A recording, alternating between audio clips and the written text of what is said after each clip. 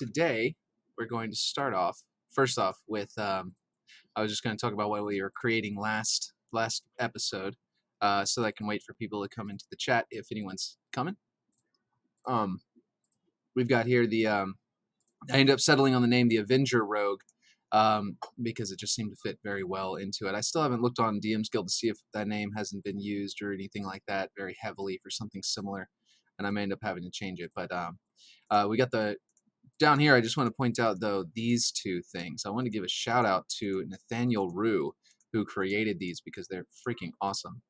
I use them on all my supplements. He created them. They're you can download them from DM's Guild and bring them into any of your supplements that you're working on. So what we did last time was we created this. It's based on the Doom guy, the Slayer from the Doom series. Well, not based on, but inspired by, I suppose, because it's really nothing like him, except for what he does. It does what he does. Basically, we had Smash, where you're able to deal extra radiant damage equal to your strength modifier, plus half your level rounded up. We've got Grab, starting at 3rd level. You have advantage on attack rolls against any creature you are grappling. Sanguine Renewal at 9th level, you gain the ability to draw from the life energies of creatures you've slain. When you kill a creature, you can expend a hit die to recover a number of hit points equal to 8 plus your Constitution modifier. Additionally, if you kill the creature with a critical hit, you cause a fountain of energies to spring forth from their body. Friendly creatures within 5 feet of the slain creature recover hit points equal to your proficiency modifier. So it's a really little healing, and only to creatures that are nearby. But it's a little bonus for if you manage to do a critical hit. And then Tackle allows you to. Okay. Tackle allows you to basically you're much more likely to take someone down to not. What it does is whenever you move it 20 feet in a straight line, ending within 5 feet of a creature, you can grapple that creature as a bonus action. If the creature is medium or smaller, the grapple automatically succeeds. The creature must make a strength saving throw or be knocked prone. The DC for the saving throw is equal to your strength ability score. So we got basically you can bum rush someone and then knock them down, and you're able to do basically you're able to grapple them automatically if you do this. And then finally, we've got Crush starting at 17th level. If as an action you can draw upon and expend a well of inner strength to crush a creature that you are grappling. If the creature has 100 hit points or fewer, it either falls unconscious or dies. Your choice. You regain the ability to do this again after a short or long rest. Now that is basically power word kill being given to a rogue, which is not something rogues normally get. And yeah, it's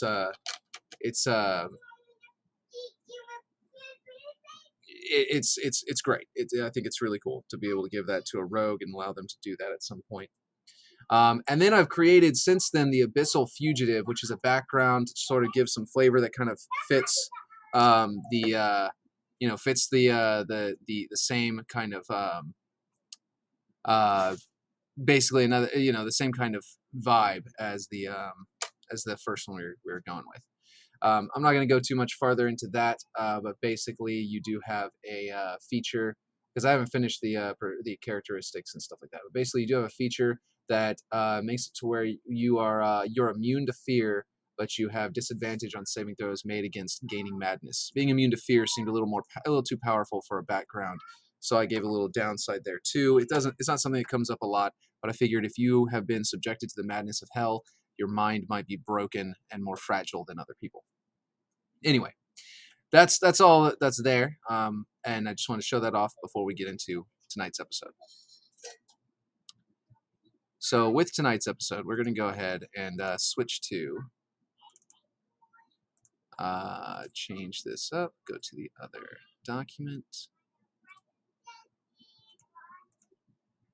We're going to get started. We've got a blank document here. I know it does not look blank. That is my template document. Water Revealed is the first one I ever made, and I've been using the same template that I created from scratch. I I really should adjust this so I don't have to fill this out every time, but I need to put in, always make sure your legal stuff is in order. William Bosley, 2020. That's important every time. Now, I don't know what to name it yet, so we're not actually going to go ahead and save it just yet. We're just going to keep it as is for now. Now, we're not going to use any of this stuff we may have to pull from later, but we're not going to have to use it just yet. For now, we're going to races. Now, in this, again, I don't have a name for it yet. We can call it, I'm just going to call it life cycle for now, because that is where the concept is coming from, is a life cycle. So there's a character in Kipo named Dave, and Dave is very fun to watch, and I think would be also equally fun to play in Dungeons and Dragons. And what I had in mind whenever I was watching that show was that, I mean, he goes through a life cycle every single, the whole time, every single day, he goes through his entire life cycle of an insect. He starts out the day in a cocoon, he hatches, he becomes a, like a little baby, a little larva form, where he's not technically all the way out of the cocoon. It just hatches and shows his face. And then eventually he grows up very rapidly into a little like toddler form. He toddles around a little bit, then rapidly expands into a teenager form that's like got zits and everything. And then he's only in that for a couple of seconds, just long enough to deliver some teenagery line, snarky line of dialogue.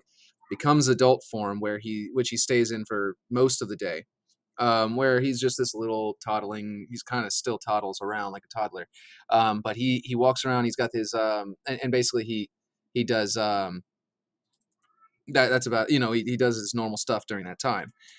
Eventually, at the most inopportune time, he expands rapidly into like a Hulk form where he's like extremely powerful.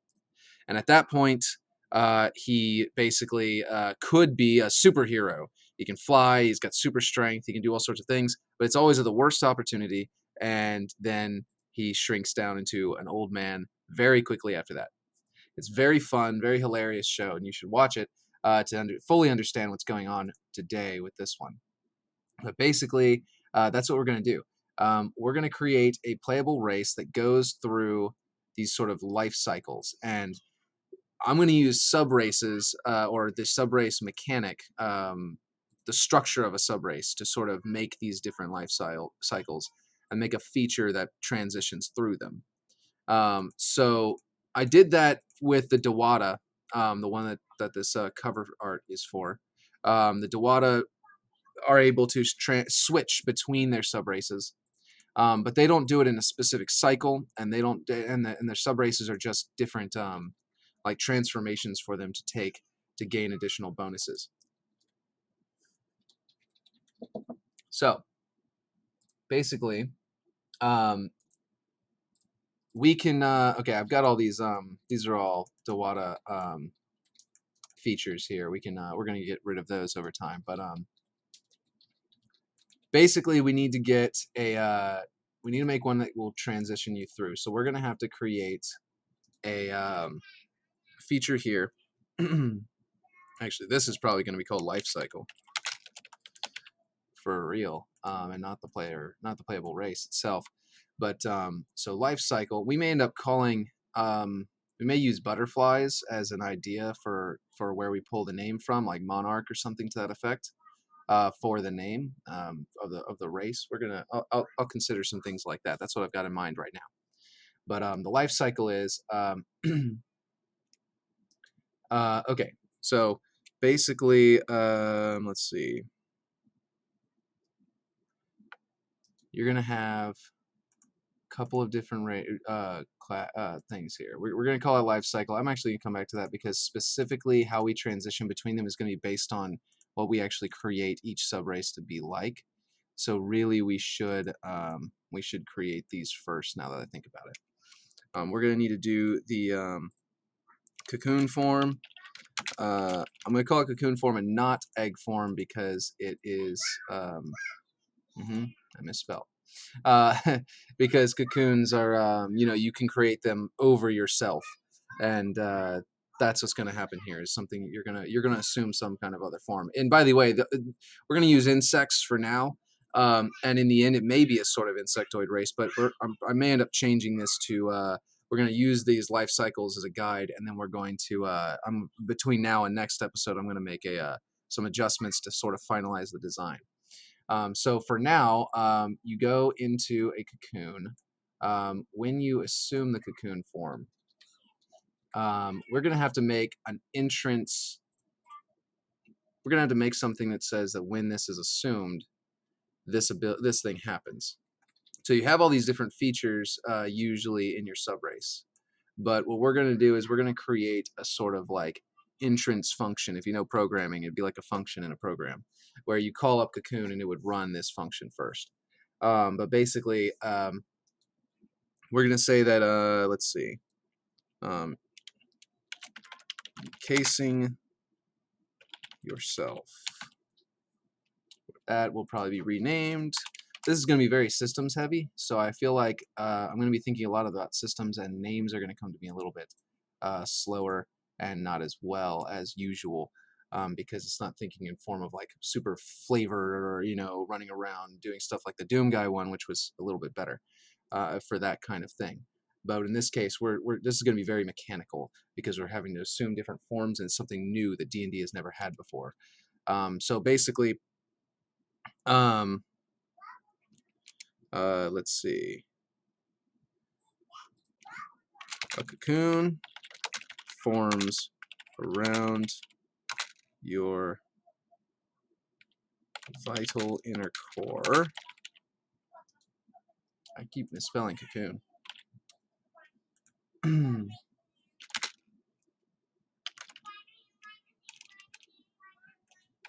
Then propels. Well, no, let's see.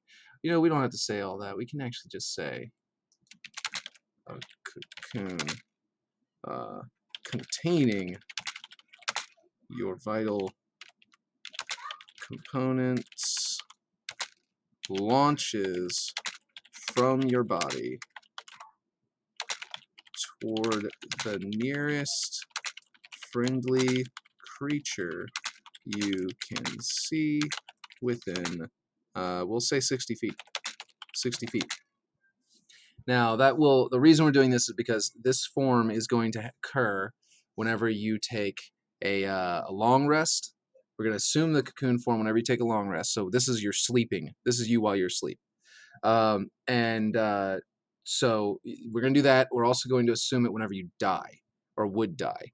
You're going to get the chance of kind of like the orc thing where you go to 1 HP, but we're going to make it to where rather than you continuing to be a fighter in the battle, you go to 1 HP, you launch out in this cocoon, and you land on the ground nearby, essentially. Or the nearby friendly creature can attempt to catch you.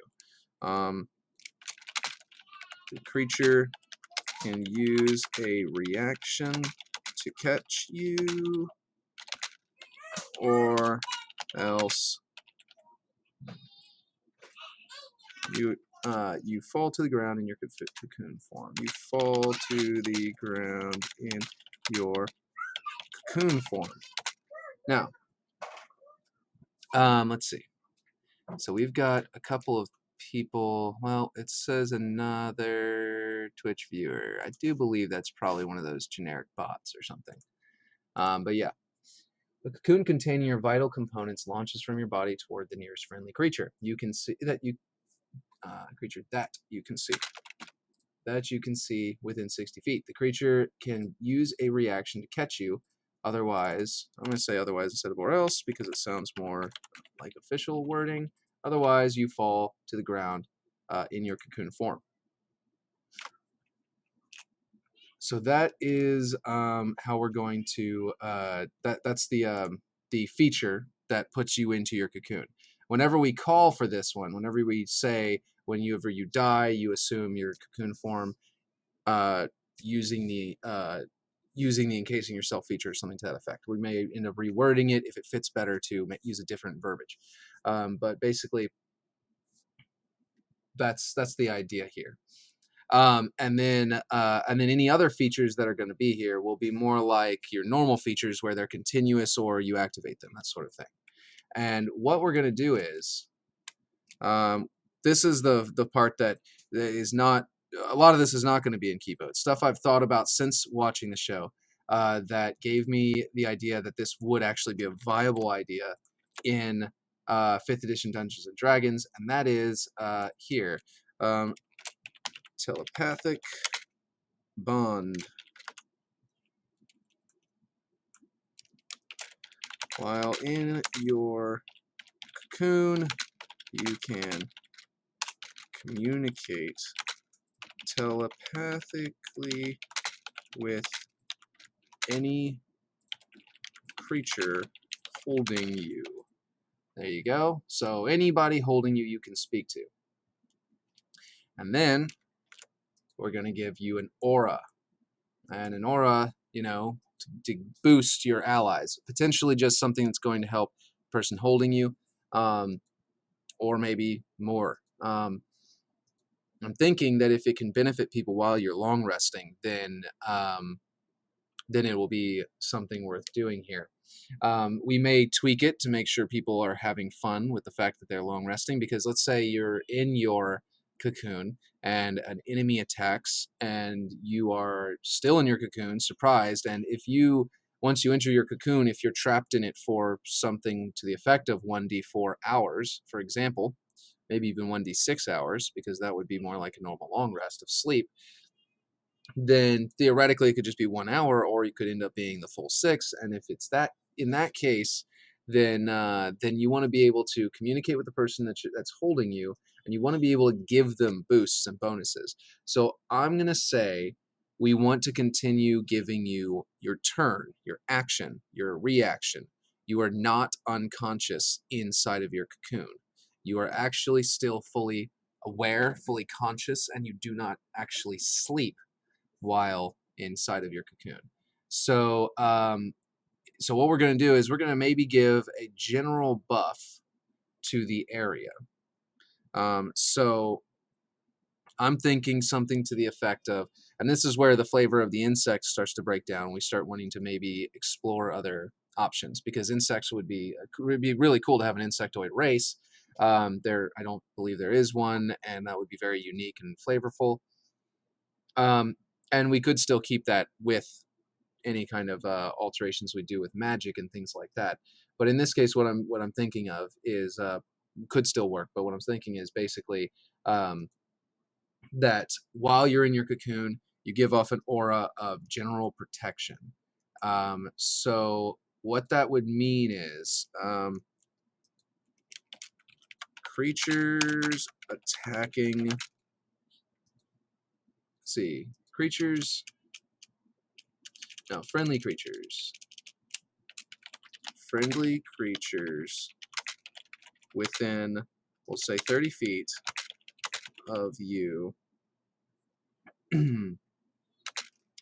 gain, no, benefit, we'll say benefit from a protective aura.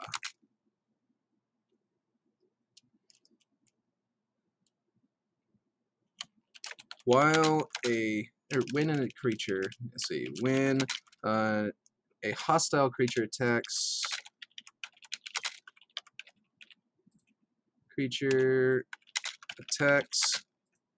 one of your friendly, one of the friendly creatures you are protecting, your aura is protecting, they make the attack with disadvantage. So just general blanket disadvantage for anyone attacking your allies while you're in the cocoon. That means if you get surprised in the middle of the night, you've given your allies a very significant advantage. Even though you're not there to fight, they can survive longer. It makes it easier, which in the long term evens out the action economy with you being out of it. But we're also going to give you actions you can take, which is going to allow you to then tip the scale back in the favor, not just balancing it, but tipping the scale back in the favor of your party. And so what we're going to do here is, and again, encasing yourself is the thing I keep on using. I haven't renamed this yet. We're going to probably just do this one and call it, we can call it Cocoon Aura. But it might end up being something. We may end up going in a divine route. We may end up going in a route where it's almost demonic. We have no, we could go in a direction where it's just general magic. I'll probably, after finishing this, take a look at some mythical creatures to see if I can think of anything. But I don't think there's going to be much out there that's going to fit this design remotely. So we're probably going to have to come up with something unique for ourselves here. But yeah, so this Cocoon Aura is going to protect your allies by making them enemies attack with disadvantage. And then we're going to give you a feature that's going to say, as an action, you can cast the, what was Bless do? I was immediately thought of the Bless spell just now. Whenever I was thinking about it just now, what occurred to me was that we could allow you to cast a spell. Rather than creating a 100% unique feature here, we can allow you to cast a spell as a as a thing, and we can use. I mean, obviously the feature is unique. You're in a shell right now. You're in a cocoon that's protecting you. But we can go in here. Where is Bless? Blink, blur, Bless. It was underneath my cue card. You bless up to 3 creatures of your choice within range. Whenever a target makes an attack roll or a saving throw before the spell ends, the target can roll a d4 and add the number rolled to the attack roll or saving throw. So yeah, we can potentially give you something like that. You know what? Let's see. We need to determine whether or not while you're in your cocoon, you're allowed to take normal actions, which we have not done. That's something important.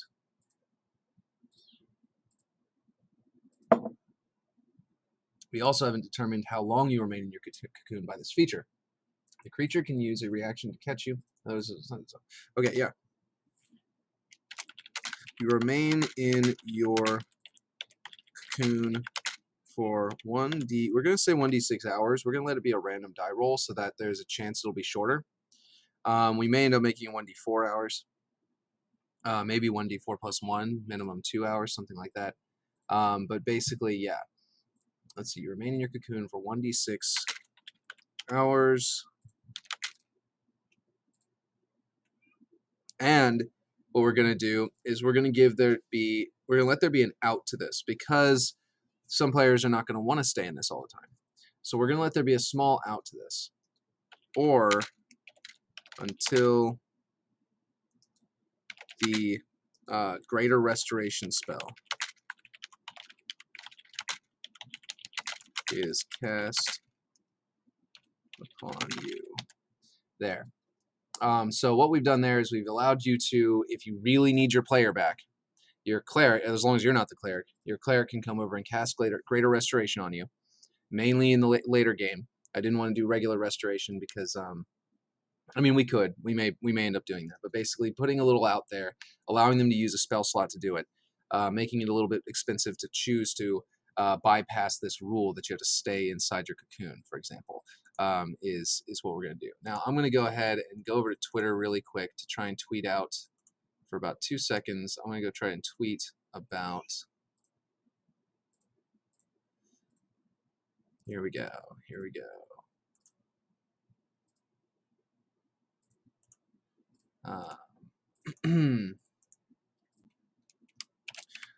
We are creating playable race live over on Twitch right now. Playable race at DM's Guild and D&D live over on Twitch right now.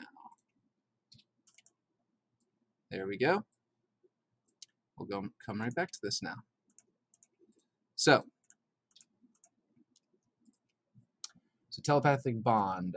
Let's see. Okay, so yeah, you remain in your cocoon for 1d6 hours or until the greater restoration spell is cast upon you. I realize this is not a very good method of doing this view. I need to make page wide, let everybody see.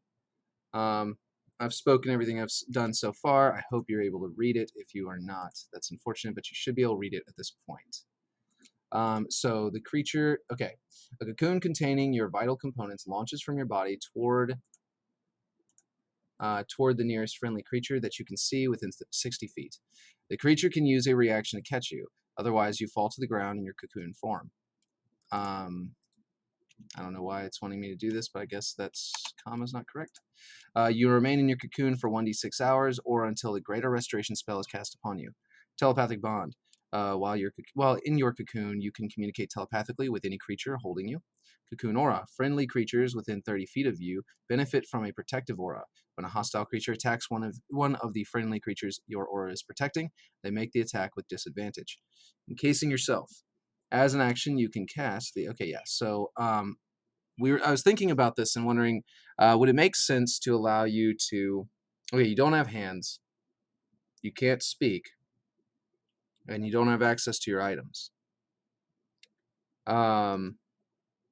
So I don't think it would make any sense to be able casting spells. So if we grant you the ability to cast specific spells, and we specify otherwise that you cannot, casting spells otherwise, then yeah, this would be a good point to be able to do it. Now, I think the bless spell sounds pretty good.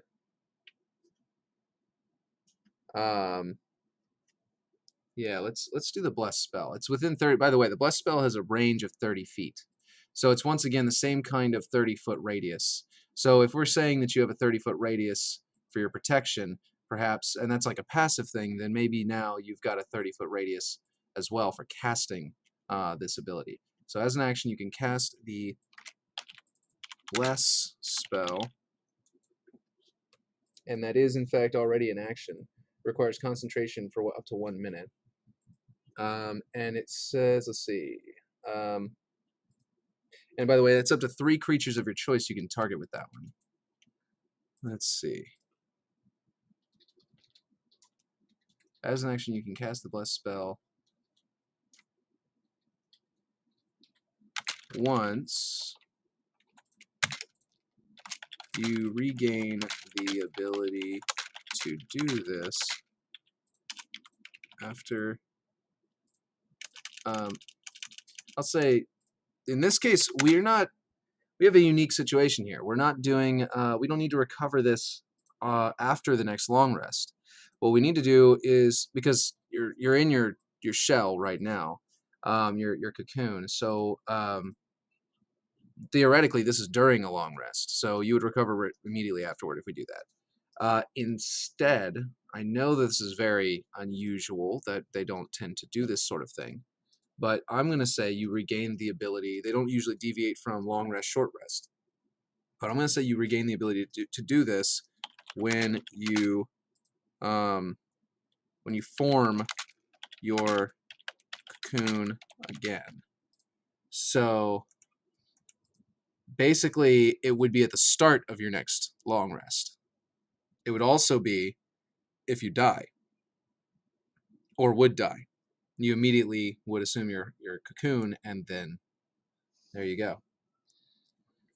So we can call this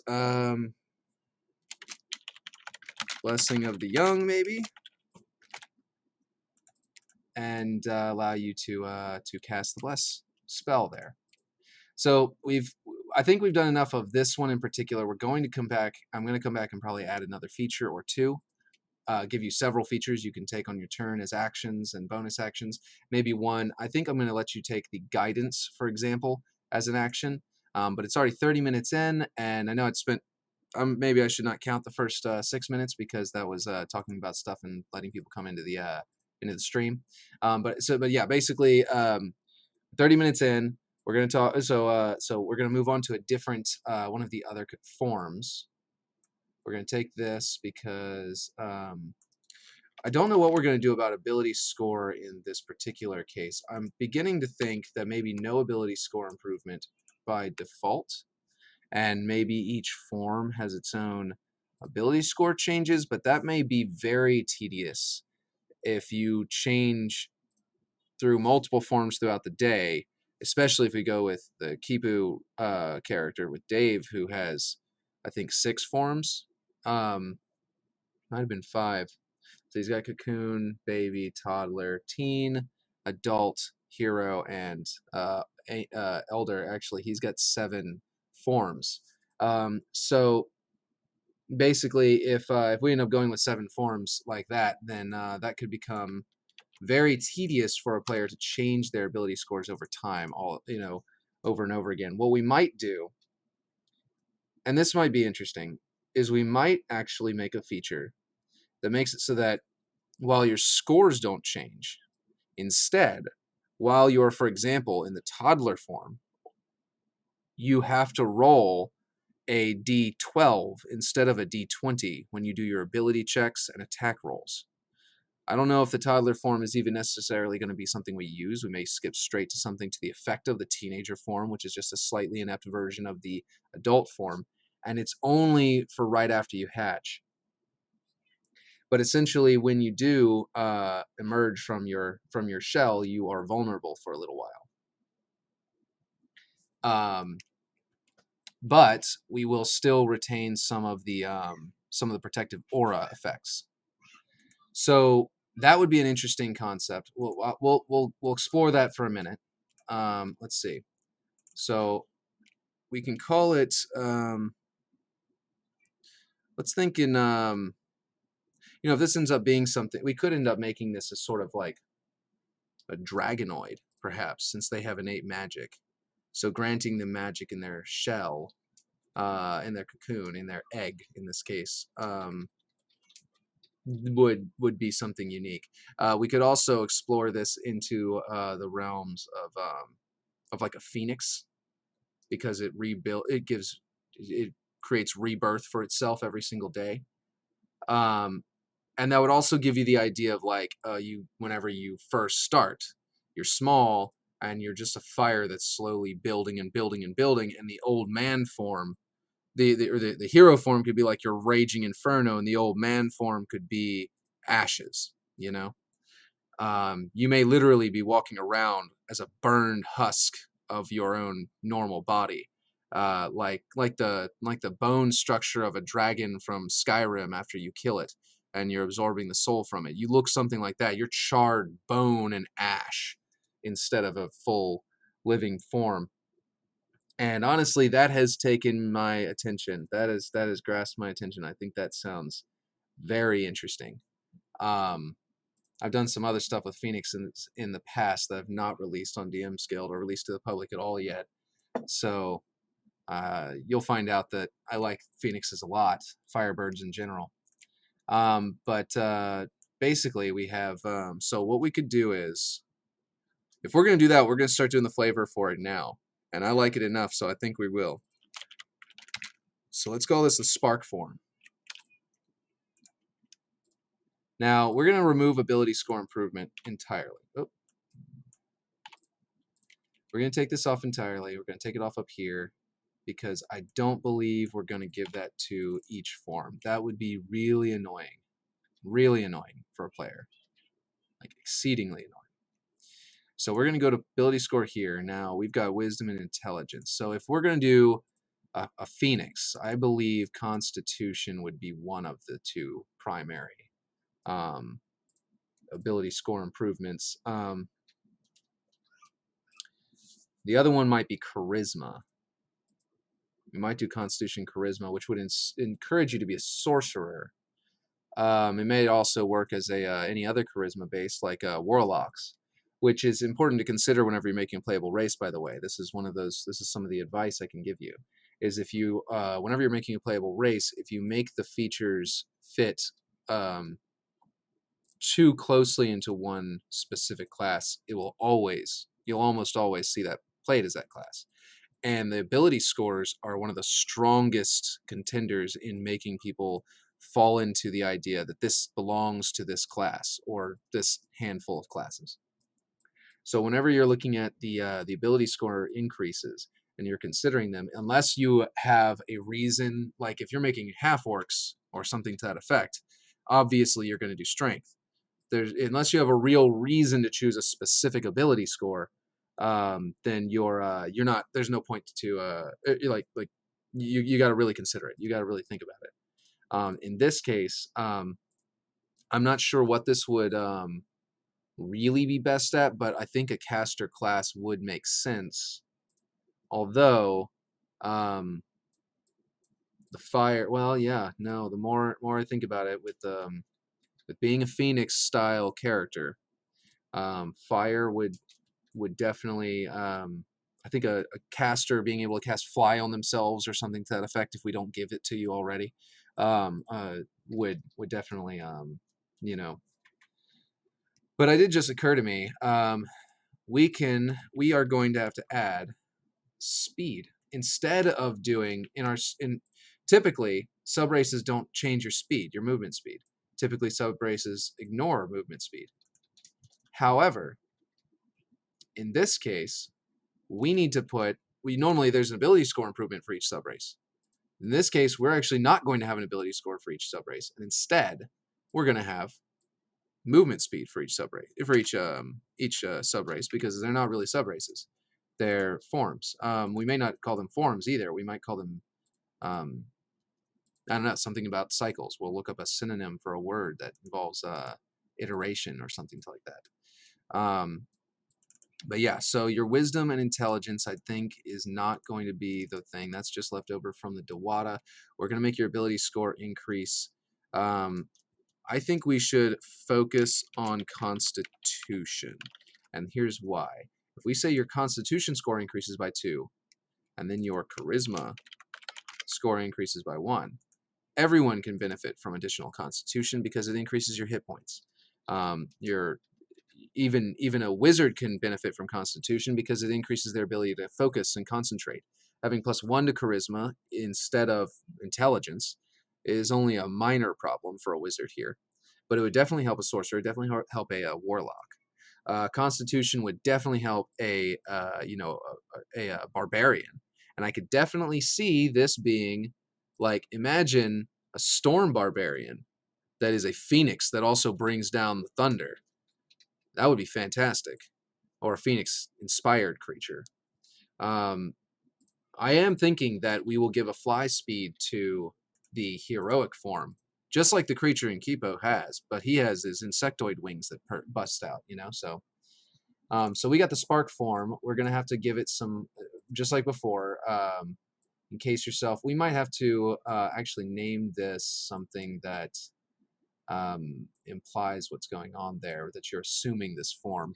That's going to happen as soon as you enter the form, but we'll figure that out later. For now, spark form is going to be smaller, so your movement speed is going to be 15 feet. That's smaller than the smallest creature. That's less movement speed than most creatures. You're going to have to dash to be able to match up to a normal, humanoid form, normal, regular player. So what we're going to do here is, we have the fact that you're a toddler. You're toddling around at 15 feet at this point. Now we need to have, we actually have, you know what? The base walking speed over here. We're going to say your base walking speed is determined by the form you are in. Done. Now, no, that's not right. You have assumed. Don't end a sentence with the word in. That's not grammatically correct. So, what will a spark form get you? I think a spark form should get you something. Well, for one thing, yeah, you've got to roll. You make all ability checks and attacks. I'm going to leave saving throws at a d20. I don't want you to die worse here. I just want you to be less effective. I'm just doing ability checks and attack rolls with a D20 instead of a D12. I wrote D12 instead of D20 instead of a D20.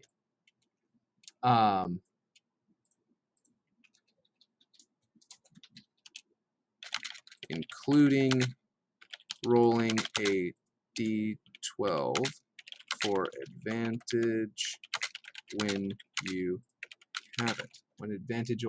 For advantage or disadvantage. Because that's something, if we didn't do that, then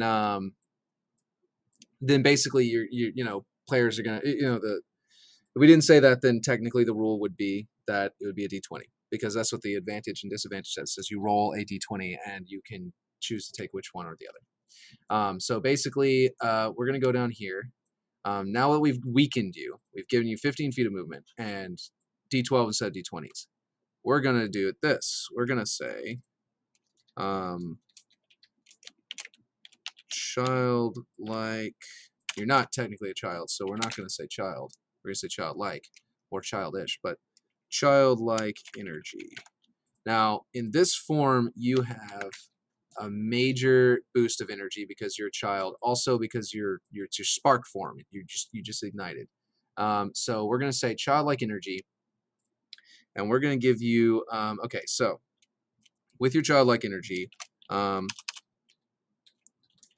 you get 2 actions and can take. Sorry, I'm going to say you get an additional action.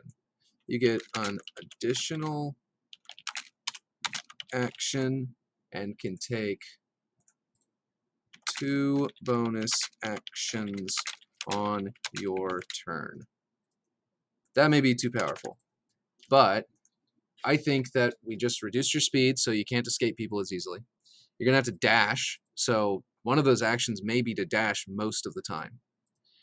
If you're a rogue, your bonus action may be to dash. You may dash and disengage on the same turn.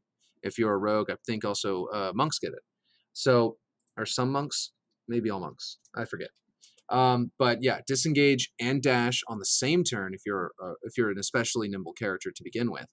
And then, but then the additional action allows you to make another attack. It allows you to make you can basically attempt, for example, let's say you run over to a cliff and you're trying to escape something that's chasing you. So you go to do a climb action. You go to climb up this thing, an athletics, check, a strength athletics check.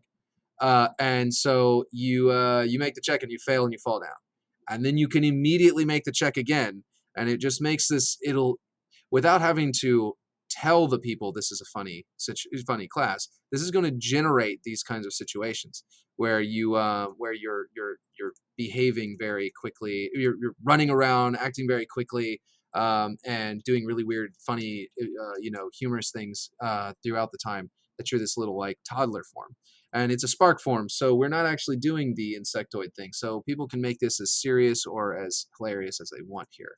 I think it's going to be one that will be able to be very funny if you want it to be. Especially while you're in your cocoon, you're telepathically communicating with the person who's holding you, who's carrying you. I'm going to say carrying you because with any creature carrying you, you know what?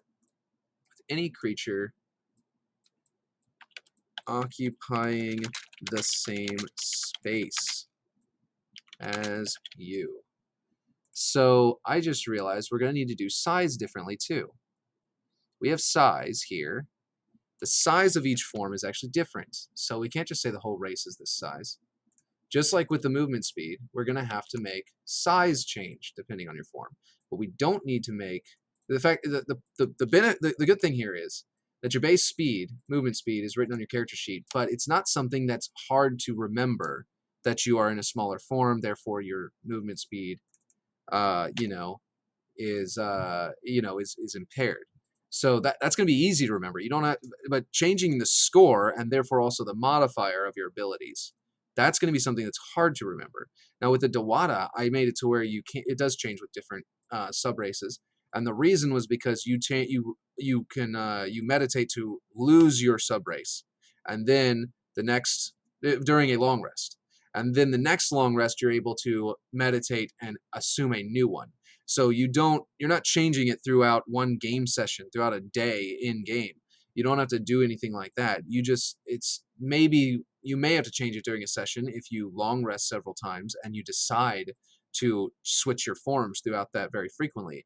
But if you know it's like you have downtime, you have downtime, you can say, well, I assumed this form to do this, so actually I get a plus one more to this ability score. So whenever I do checks during that day, I've got that bonus. So that was easy. It's the same way with the speed. You don't have to change the speed written on your character sheet. You can just remember it. With the Dawada is the same thing because I made it to where it was every 2 days in game. But here we're actually going to want to change the size as well. I would say let's see, not average. We're not talking about averages here. You are literally 1 foot tall. In your cocoon, you are 1 foot tall. You're 1 foot tall and weigh only, we're going to do something light. We'll say 20 pounds. That means that how is it normally written? Hold on. Do they do pound? Yeah, they just write out pounds. Or at least that's what I did before, and I believe I copied it straight from, basically dictated it from the book. So yeah, your base walking speed is determined by the form you have assumed. Size. Your size is determined. You know what we might do? We might say variable speed and size. That's going to be the name of this feature. This feature is going to be your size and don't want to do that, and base walking speed are determined by the form you have assumed. So your age is going to in fact be different. We're not going to be changing it and being like, yeah, no, you're a couple hours long. I mean, technically you can call yourself that. I feel like these creatures might assume that terminology. But just to say how long they've been in their form to communicate it to one another. But that's flavor. That's not something that's mechanical. So your actual age, how long your character has existed and been assuming multiple forms over the course of its life, that is going to remain the same. So now we know that the speed and the size need to change. Let's go ahead and put the size down here as well. Let's see.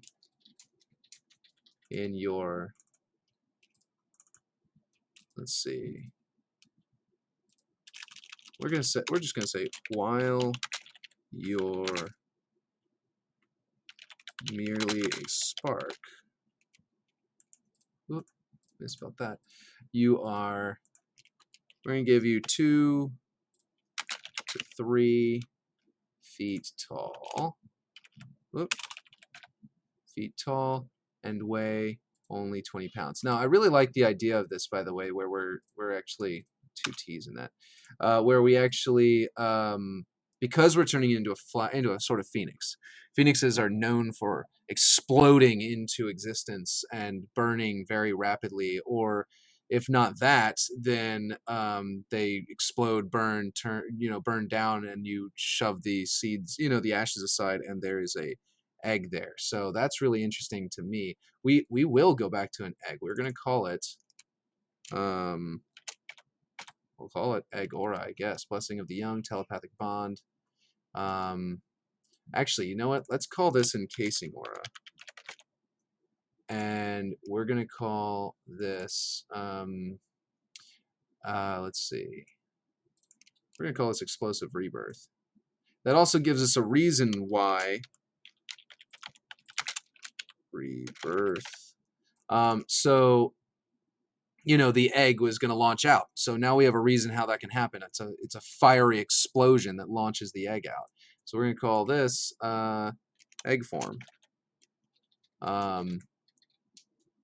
Now we could continue to say spark form. We could continue to say we could continue in that direction of describing different size fires. Eventually, an inferno, for example, for the hero, and ash for the for like the heroic one, and then ash for the basic one. By the way, this is the trade-off.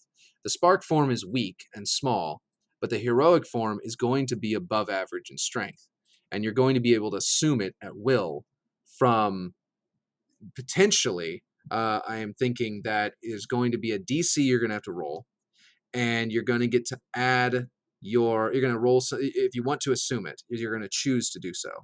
It may even be something that we put into the primary races description, a feature it has, where from any form except the egg form, you can roll a d20, add your add something like your level to it, because I want to make the DC high, something like a 30. And if you add, well, maybe not a 30, because in level 1 you can't get it. Maybe a 20. And maybe just adding your proficiency modifier. We'll see. Or Constitution plus proficiency. That would work. That would be something we could do. So it would be basically you'd make the check. You would add your Constitution plus your proficiency, and then it would allow you to assume if you beat a D20, if you beat a 20, or if you get a 20 or more rather, then you can assume your heroic form. If you fail, then nothing happens, and the reason is because in that idea was straight from the character in Kipo as well, or not straight from, but completely inspired by, because he eventually is trying to learn to force himself into his heroic form, and it doesn't really work very easily. He struggles with it, and I don't think he ever even gets it by the end of the season. No spoilers. I'm not going to spoil anything, but it's something silly like that. I don't remember. Most Iwata are lawful neutral. I think with this, we're gonna say, well, now that we have an idea, what would be a good name for this? We can't call it a phoenix necessarily. That is already a creature. We could call it an Ignis or Igniculus if we want to go. If we want to reference Child of Light, which is a fantastic video game. Let's see. What does Ignis mean exactly again? Oh, well, there you go. I misspelt it, apparently, according to Google. I'm over on the side looking... Oh, Ignis. So it's... Oh, it's... Yeah, Latin endings, so of course.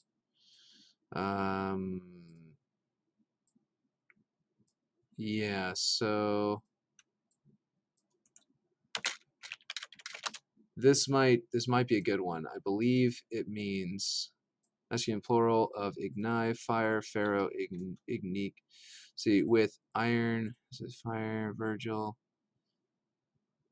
Yeah, I like this. This is really becoming awesome. See, I told this idea of this race to my players, and they thought it would be silly and that no one would want to play it. But now that I'm getting more and more into the idea of these fire creatures, of a fiery creature, I'm thinking they might change their mind. A pyromaniacal mage. Ignis is a chaotic neutral character that can be recruited to the Nameless One's party. What is this? Torment wiki.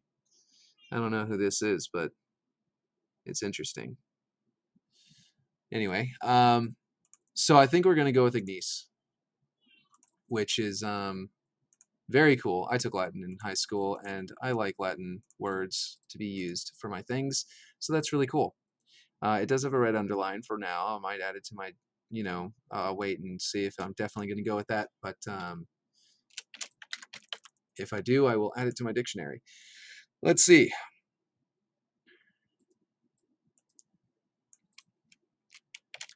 Let's see. Ignis. No, we will say an Ignis. even though Ignis reaches adulthood. We're going to say reaches adulthood when it first assumes its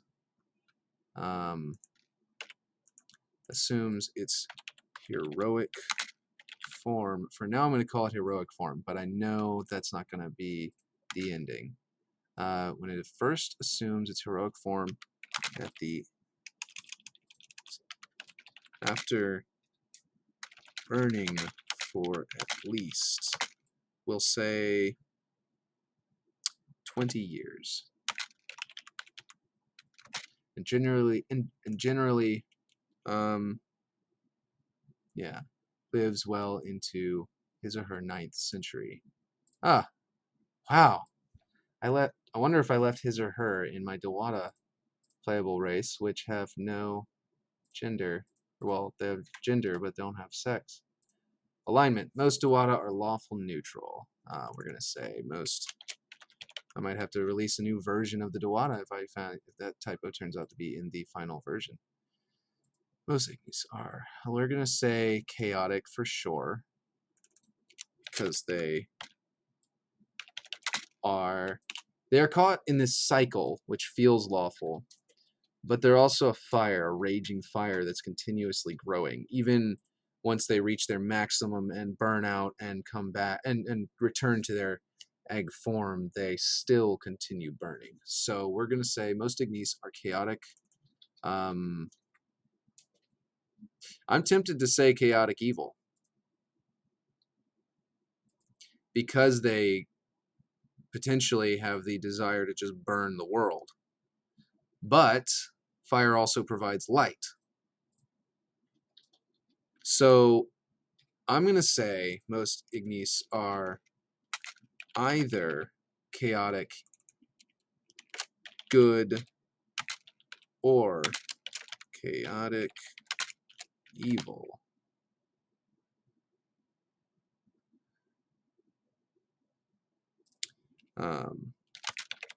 Choosing either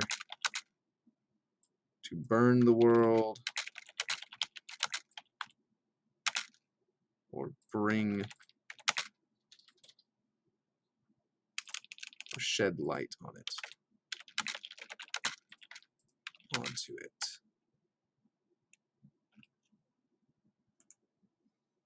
Most Ignis are either chaotic good or chaotic evil, choosing either to burn the world or shed light onto it. We don't need that comma.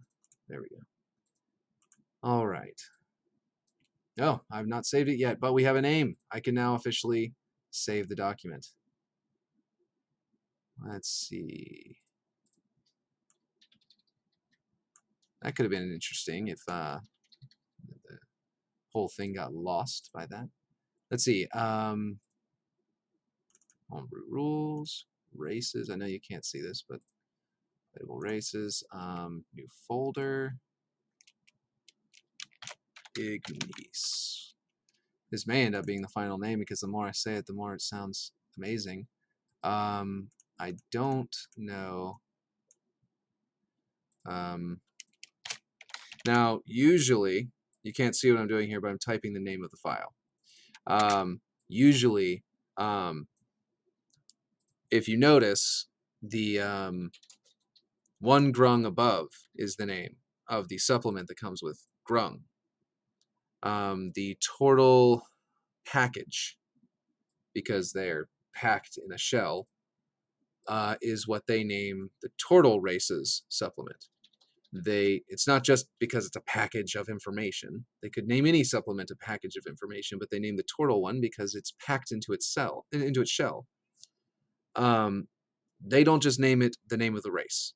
That's something a lot of supplements on DM's Guild are named just, this playable race. I prefer to have to try and follow along with the ideas of the official supplements. So I'm going to say Ignis Ignite, or we'll say that for now, something to that effect. Ignis Ignite. It sounds a little bit redundant, even though It's not the same word. Ignis.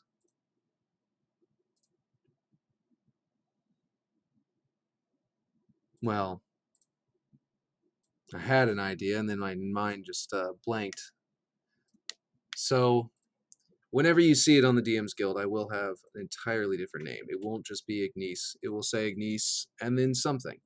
Or it will say um, the ignition of the Ignis, or the spark of the Ignis, or Ignis spark to life, or something to that effect, and then dash, and then playable race, so that everyone knows what it is by default without even having to click on it. They know it's a playable race. I mean, you don't necessarily have to do that, and I didn't even do that with the Dewata. I may go back and actually add that, but for now, I'm going to save it as Ignis. Sorry if that was a little boring there, just saving a file. But it was information for people who don't know how to create a playable race for DM's Guild. It's extra information for those that needed that. But anyway, so now we have the size, including the weight of the spark form, and we have the size. Oh, we didn't determine the weight down here. I just left it as 20 pounds. And weigh, we're going to say around, okay, if you're 2 to 3 feet tall, my toddler, who is between those two, maybe is 3 feet tall-ish. Closer to 3 feet tall is what I mean. She weighs like 35, 45 pounds. So we're going to say, no, I'm thinking of the little, how heavy is Freya? Yeah, somewhere in that range. We're going to say about 40 pounds. This means other players can pick you up fairly easily. Despite the fact you're not a little egg, you are now still a very easily lifted, little character who's going to be able to be rescued in the nick of time whenever you're going to be smashed or something. So childlike energy, you get an additional attack action and can take 2 bonus actions on your turn. On each of your turns. On each of your turns. This is important. These are the kinds of things that it's about wording. This is how 5th edition would word it. This is how official wizards would word it. Now, I say it's important. It's not so important. It's just that the more you try to word your supplements like official magic. I mean, Dungeons and Dragons. I almost said Magic the Gathering. Official Dungeons and Dragons books and supplements. The more you'll subconsciously, you'll get in the habit of thinking about their features the way that that they write them, and that will allow you to keep in you'll remember not to make features that break rules, that defy the order of operations of another feature or another rule in the game. You'll remember all these things much more easily if you just simply follow along and try and match their verbiage as they go. Speed, your base walk speed. Now, okay, this is not going to be spark form. Now, I feel like we could call this flare form. The word form may change because they don't. Flavor wise, it doesn't feel right with the words we're using. Calling it an egg form works, but calling it a spark form and a flare form don't necessarily feel that great. So we may end up coming out with another term for that. But in the flare form, this is going to be something where this is the teenager one. Now, you know what? Looking back at the spark form, I'm thinking about how you're supposed to be fast. So we're actually going to make you have a base speed of 20 instead of 15, so that when you use your additional action or one of your additional bonus actions to dash, you actually get a significant boost. And that would be pretty interesting. You actually go to 40, which is much higher than a normal player. And that's just your base walk speed. If you're a rogue or if you're a monk, that can increase as well. And other play classes as well. I think some of the barbarians get a bonus movement whenever raging. So anyway, Size. While you're merely a spark, you are 2 to 3 feet tall and weigh around 40 pounds. All right.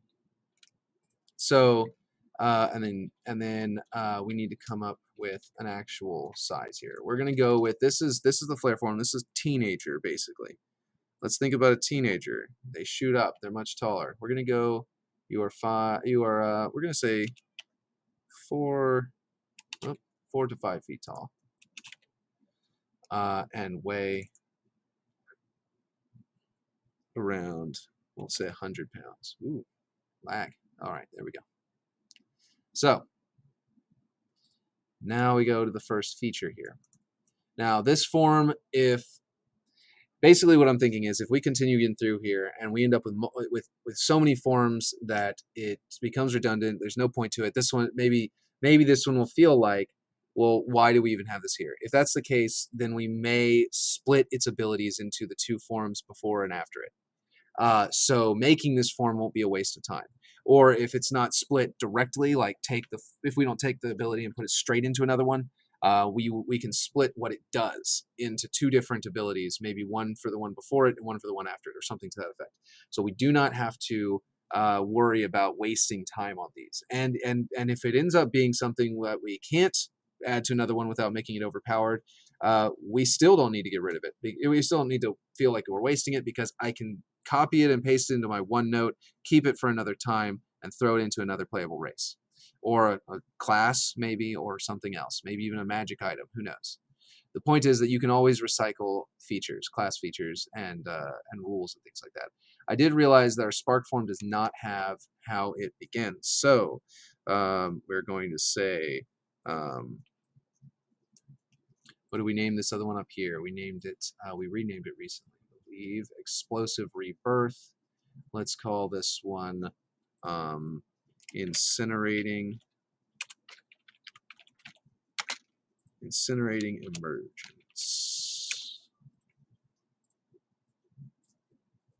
Now it is raining. I don't know if you can hear that with the microphone. I doubt it, but it's raining pretty. It's pretty loud outside. All right, Incinerating Emergence. Now that is to imply that you are burning your egg shell at a glance. You know what's happening here because it is burning the shell and you are emerging. So you burst from your egg. Now we're probably going to make something to where maybe we will take away, because this is no longer a cocoon, this is more like an egg and there's fire, it's involved. I think that you remain in your cocoon for 1d6 hours. We may end up having to change this a bit so that here's what I'm thinking. This is why I'm thinking this. I want to make it so that you can explode from your egg and deal fire damage to everything within 5, maybe even 10 feet of you. Like a miniature, probably 5 feet, like a miniature fireball just went off. I want it to be something where, you might want to you might be like, oh, hold on, I'm still in my egg form, and maybe decide at some point to stay inside there. You know what? We've gone away from this being a restoration spell. What if we change this until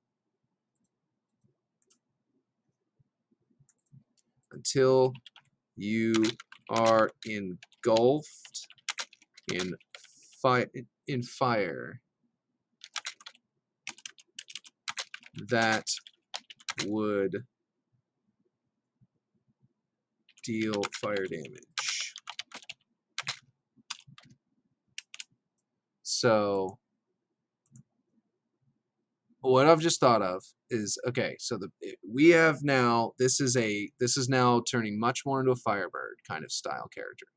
So what we're going to do is we're going to actually come back here, back to the main race, and we're going to say, I'm going to pull up the book. Well, actually, it would be the Book of Elemental Evils. So I'm going to pull up, that one's free, I think. So DnDBeyond may have those on there for free.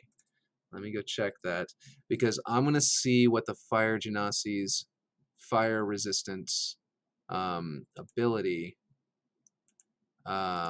is, we're going to find out exactly how they word it, and we're probably going to type it in there exactly as it is. Genasi. Let's see. Names, earth, fire. Here we go. Fire resistance. You have resistance to fire damage. That's it. That's all it is. Okay. Interesting. So they do that right after dark vision. It's alphabetical order after ability scores. So after ability score improvement, which we don't have. Oh wait, it's up here. Ability score. Oh, okay. Hold on. This is DnDBeyond's order. This is not the official order. So we will look in the book. So you always want to be referencing your text, find out exactly what, this is one of the things that it's one of the main advice I would give to anybody creating is you should always refer to the text when you're wondering about something. So yes, ability score goes before age and alignment and size, which is the way that we have it. And then it goes speed, and then you go into the real features. All right, we're looking at Dragonborn, which is a weird alignment of the regular features, so we're going to go move to a different one. Here's human, speed, and then you go straight into languages, because humans are basic, so they don't have any other fancy things. Here we go.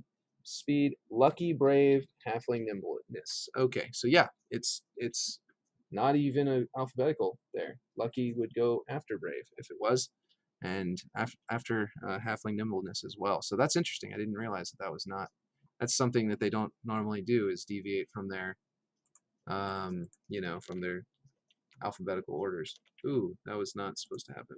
I thought I had copied from.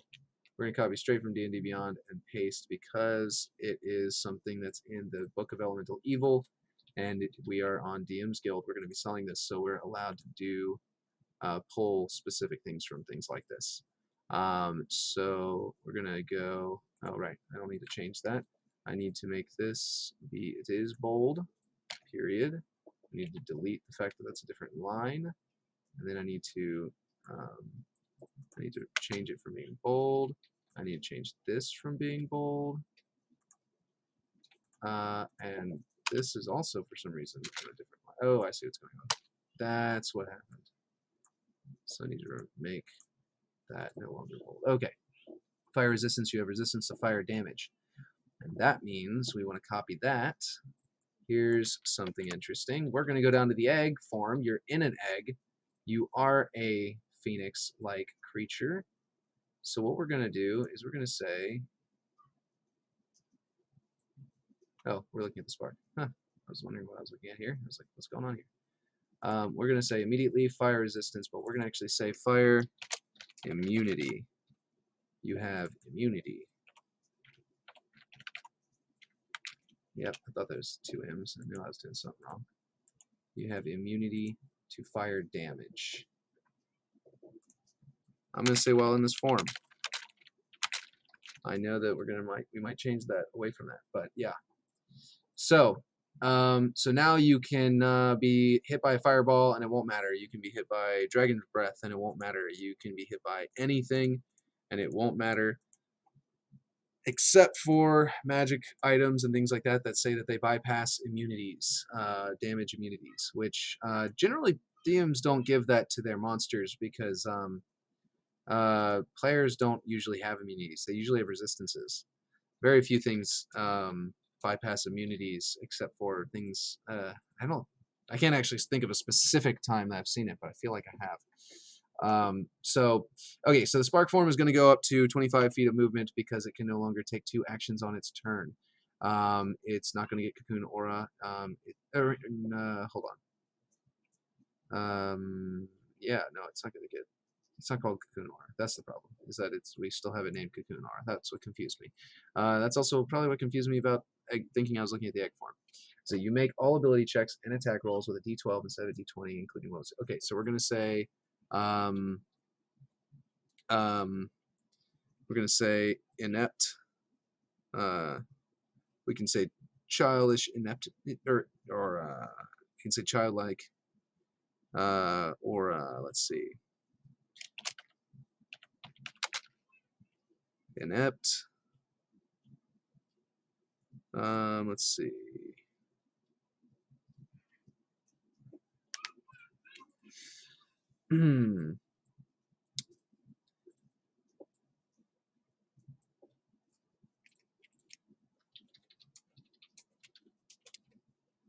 We can just call it ineptitude. That's a word. Ineptitude. I could just call it inept, I suppose. But yeah, we'll call it inept. Short to the sweet. Yeah, and then it just says inept. You make all ability checks and attack rolls. It makes you feel inept, so the name makes perfect sense. And is a perfect fit. So wait, did I mess up the movement speed of this one? I did. Yeah, I brought it to 25 because I thought I was looking at the next one, the teenage years. All right, here we go. Now we're gonna go down to our flare form. Now a flare is just a small fire. I do believe we're going to grant this. Um,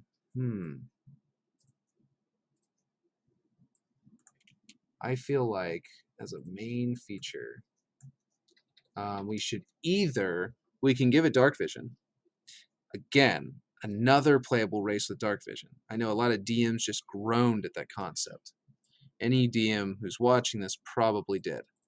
So instead, though, we're going to create a feature that allows them to generate an aura of light that allows them that they can use to light up the area.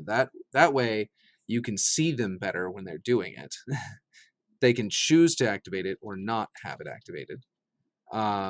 So they may need it, to see, because nothing about a Firebird says that they can see in the dark.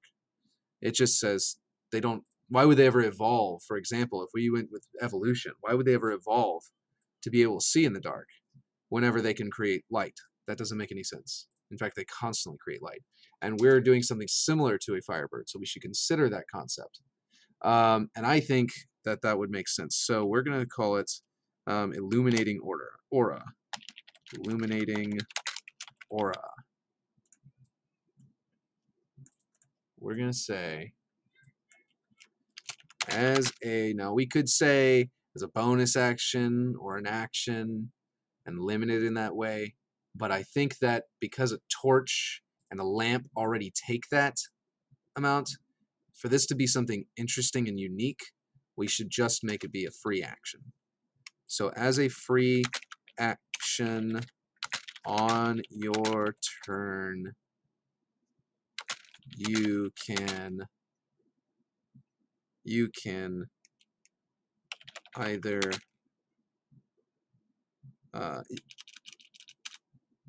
no, you can choose glow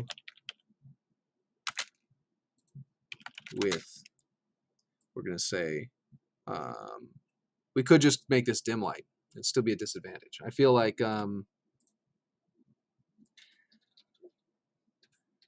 with light,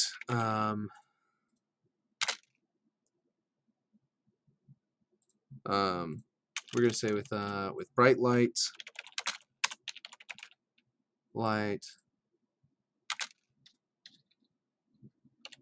up to, so you can choose how bright it is, up to 10 feet away in all directions, creating, let's see, and dim light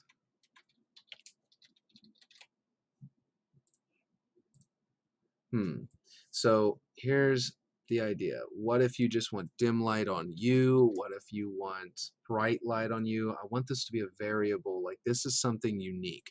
There's not a lot of light spells that allow you to choose how much light you are shedding. It usually just says light, and now it's 30 feet, and then additional 60 feet, or some crazy thing like that. Or it's, like a torch or something to that effect.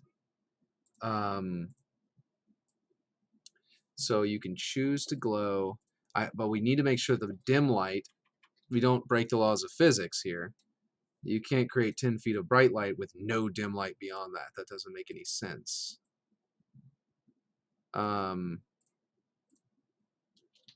So what we'll say is choose to glow. We're going to say with dim light up to 30 feet in all directions and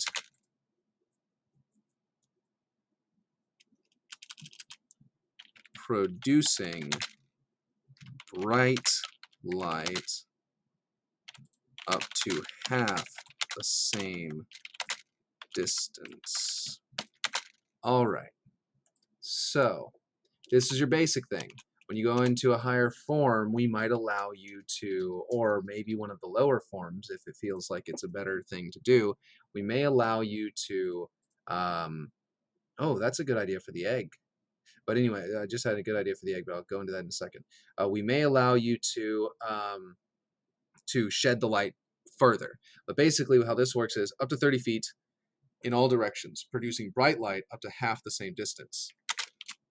As a free action, you can reduce, let's see, as a free action on your turn, you can reduce or douse the light. Oop, that's not how you spell douse. Douse the light. You can reduce, actually, the radius or douse the light. Now, so as a free action on your turn, you can choose to glow with dim light up to 30 feet in all directions. That's done. That's your maximum, which means your maximum bright light, producing bright light up to half the same distance, which means producing bright light, you're going to produce up to 15 feet of bright light. So that, I think, is perfect. I think that will work, and that means that if you decide to produce, for example, only 5 feet of dim light, then you're only glowing 2.5 feet of bright light, which means that you are, significantly, you're basically only lighting up yourself and the areas around you. So I think that that would work out just fine. Yeah. I don't think we need Third Eye Opener's life cycle. Those are Dewata, but I'm going to continue to leave them there in case I want to just change their name and stuff like that later. But yeah. So the other thing I was thinking this then, which would be a great form ability for the egg and possibly also for the spark, one or the other, is the idea of flashing with light that blinds an enemy. Now, is there a spell that does that? I'm going to go over to DnDBeyond, the handy dandy as they say, and I'm going to go in here, spells, and I am going to search tag. Here, I'm going to try and make this on the screen, but can't promise it'll work because I've been having some problems. Yeah, the main screen, it's not working. Okay, so I'm going to have to hit, if I create screen share, and I select it to go,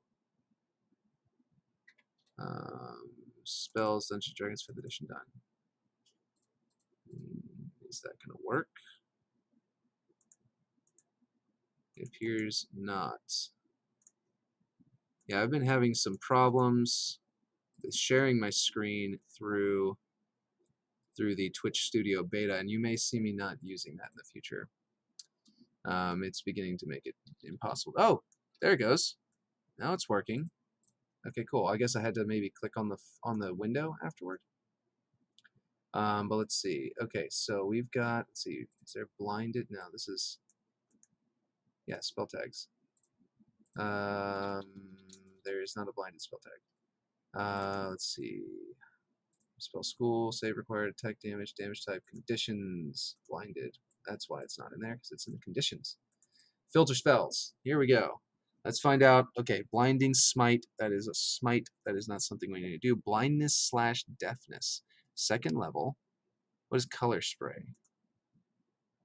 Dazzling array of flashing colored light springs from your hand. Roll 6d10. The total is how many hit points of creatures this spell can affect. Creatures in a 15-foot cone originating from you are affected in ascending order in their current hit points. Starting with the creature that has the lowest current hit points, each creature affected by this spell is blinded till the end of your next turn. Subtract each creature's hit points from the total before moving on to the creature with the next lowest hit points. I almost wonder if they couldn't, instead of doing this thing with hit points for this and for sleep and stuff like that, I wonder if they couldn't do something about creatures falling asleep from the basic center point and being blinded from the center point based on if they have, you'd roll, and if they have a constitution less than that, then they fall asleep or they become blind. And then every 5 feet distant from the central point, it reduces by 5. Your roll reduces by 5, and therefore their score can potentially win out if they're farther away. I wonder if I could just release that as a alternate version of those spells. We'll see. Contagion, Divine Word, Heal, Holy Aura, Holy Weapon, Hunger of Hadar, Mass Heal, Prismatic Spray. Yeah, all of these are getting very powerful. I think, okay, so that one's interesting. Blindness and Deafness, I think, is a specific target. You can blind or deafen a foe. Choose one creature that you can see within range to make a Constitution saving throw. If it fails, the target is either blinded or deafened. Your choice for the duration. At the end of each of its turns, the target can make a Constitution saving throw. On a success, the spell ends. Okay. That one's pretty good. We might do this one. So basically, you can do blindness, but you cannot do deafness. You can blind a foe by casting the blindness spell, is what we will say. We will not say you can deafen a foe by casting the deafen foe, or the blindness / deafen spell. So, well, I guess it's called we got to mention. We actually have to use the correct terminology by casting the blindness / deafness spell. So yeah. Ooh. And actually, I think we were supposed to say something about being able to cast it at will. As an action, you can cast the bless spell once at will without expending a spell slot. That's important to get right the first time because we can copy and paste this feature now for other spells we want to be able to cast. Now I'm thinking that this is going to be so blindness / deafness is actually a necromancy spell, and it hits. You basically you point at a creature and remove their ability to do that. So actually, maybe we should not go with that one. I'm thinking maybe we would do color spray, which requires you to roll 6d10, and the total is how many hit points of creatures the spell can affect. Creatures in a 15-foot cone originating from you are affected in ascending order of their current hit points, ignoring unconscious creatures and creatures that can't see. So, by the way, one of the things about about all this is that I was just thinking about the fact that we're talking about senses now, and whether or not, and it says that creatures like with blindness / deafness has to be a creature that you can see within range, and I believe says bless has to be up to 3 creatures you can see. You're dropping a lot of frames, is what my thing says. That's interesting. But basically, yeah. If we want to, a dazzling array of flashing color lights springs from your hand. This one doesn't. You don't have to be able to see them, but we do need to define how your character sees while inside of an egg, because their eyes are not on the outside of the egg. So we're going to go ahead and turn off that. And there we go. Oh, it says I've got someone watching. So basically, here we go. We have Blessing of the Young. So yeah, we're going to go in here and it's actually you can cast the color spray spell. once at will without expending a spell slot. Regain the ability to do this when you form your cocoon again. So, so here we go. This is going to be dazzling. Um, now I think we use the word. Did we remove the word shell from anything else? Explosive rebirth. Yeah, we did. Yeah, dazzling shell. That's what we'll do. Since it's an egg, dazzling shell. All right. So I think down here we have like we've got incinerating emergence. Yeah, no, we don't have it down there either. Cool. There you go. All right. So we got the flare form down here. Oh, we were thinking about vision. We need to be able to see. We're at now an hour and 30 minutes. I may go down and do another episode continuing this one in the future. For now, I think this episode's getting so long that it'll be hard pressed to convince people to watch it on YouTube and things like that, because they don't trust me just yet about what I'm doing and how entertaining the show could be. Now, I think it'll be a lot more interesting whenever I get people into chat that will talk back to me. We'll be able to bring up ideas. They'll be able to mention things. At the moment, the stream is still very young and not really getting anybody's attention just yet. But we will see soon. A couple of people have followed me, but I don't think they were available at 8 o'clock tonight, my time. So they weren't able to make it. I think one of them though watched whenever I streamed around 3. I may consider doing that tomorrow, because I'm trying to boost the viewership of the show right now. It's early days and I want to boost it. And also I want to finish this one because this particular playable race could be very interesting to ship and sell on DM's Guild. As for the rest of the night, I need to finish up my carts wagons, my various vehicles wagons, my bad, supplement, because that's releasing tomorrow, set to release tomorrow. Yeah, I want to be on that market tomorrow. So yeah, it's got new art. It's actually art that I purchased from someone who had posted it to the D&D subreddit. It was so exactly right for one of my stat blocks I already had designed for a war wagon. Well, an assault wagon is what it's called. That I was like, oh man, I need this one. So I took my birthday money and I bought it. So hopefully I'll recoup that money on the sales, because it's much better art than what I was able to produce personally, and I hope that makes it sell better, and maybe it'll make the other one sell better, which means that I would recoup better. Anyway, yeah, so that's going to be it for now for this one. We're going to come back into it. Whenever I come back into it tomorrow, earlier on, I'm going to be playing. It's Friday, so tomorrow I'm going to actually be, playing D&D with my players on the DM. So I won't be live in the evening or anything like that. But I may be able to play earlier on. Or maybe I'll come on live. And continue this one earlier on, which would be interesting. Anyway, yeah. So until then, thank you for watching, and yeah, I'll see you later. I guess subscribe, follow me on Twitter so you can see whenever I go live with new episodes. I've created a schedule on my Twitter so you can actually scroll down and see Twitter on my Twitch. My bad. Yeah, follow me on Twitter. On Twitch, and you could follow me on Twitter too, because I always tweet out when another episode is coming. And then I've got a schedule down below now that actually talks about when I will go live more definitively. For now, I'm trying to do it as often as I can around 8 o'clock my time, which hopefully is your time, is a good time for everybody else too. But if it looks like tomorrow I get more people involved around, if I go live at 2 or 3 or something like that, I usually play D&D at 5, so I got to be done by then.